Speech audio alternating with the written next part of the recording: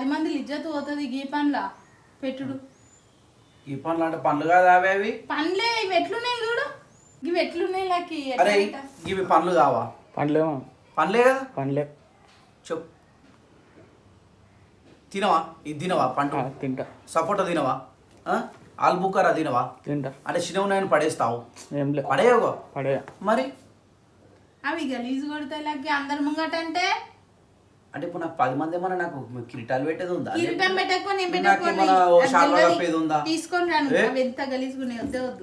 నేను నాటకాలు చేయకు. నేను పెట్టనే అవన్నీ 100 రూపాయలే కదా, తీసుకొచ్చి పెట్టు. తేపో మీ అమ్మ దగ్గరికి పైసలు. మా అమ్మ దగ్గరికి వెళ్ళి నువ్వు తెస్తా నేను? మీ అక్కకి పెడుతున్నావు, నువ్వు తీసుకో. మీ అయ్య దగ్గరికి ఏం తీసుకురమ్మా? నేను ఎందుకు తెస్తా? నాకేమొచ్చింది దేనికి? పుణ్యానికి వస్తున్నాయి పైసలు. మా అమ్మ పెట్టేటి మా అమ్మ పెడుతుంది, మీ అక్క వాళ్ళకి పెడుతున్నావు నువ్వు తీసుకురావాలి. ఇట్లాంటివా తెచ్చేది? అవునే, పెద్ద 200 కిలోనంట, చిన్న 100 రూపాయలు కిలోనంట. ఏడికేంది వాళ్ళ పైసలు తీసుకురావాలి. నాకు అర్థం కాదు. బాగున్నది కథ అనేది. బాగున్నదంటే ఇవి ఎట్లున్నాయి, ఇవి ఎట్లా పెట్టాలి నేను? ఇప్పుడు ఒడి నింపేటప్పుడు ఎంత గలీజ్గా ఉంటుంది. ఒక ప్లేట్లో పెట్టడానికి నన్ను వస్తాయా? వస్తాయి. ఎందుకు రావు? చేస్తే తెలుస్తుంది. రూపాయి చేస్తే తెలుస్తుంది అంటే పెట్టేది కరెక్ట్ పెట్టాలి, లేకపోతే ఊపుకోవాలి. ఓవే నేను నా దగ్గర అవి ఉన్నాయి, గా పైసలు ఉన్నాయి, అవి తెచ్చిన. ఓ 10 మందిలో ఎట్లా పెట్టాలి, 2-3 ఎట్లా పెట్టాలంటే ఉన్న పనులు పెడతారు. ఏం 10 మంది వచ్చి దావత్కి వచ్చి నాకేం కిరీటం పెట్టేది ఉందా?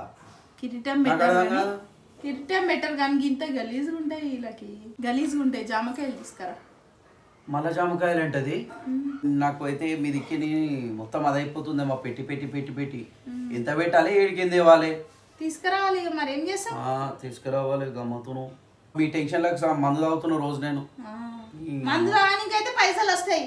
ఏడికెళ్ళి వస్తాయి మరి పైసలు? వస్తాయి. మీ అయ్య తెచ్చి పెడుతున్నా, మీ అమ్మ తెచ్చిపోతున్నా.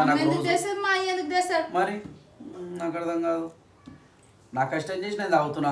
తాగుతావు మరి, ఇవి కూడా గట్లనే తేవాలి అంటున్నాను. నా కాడికి పెడతా నేను, అంతేనా?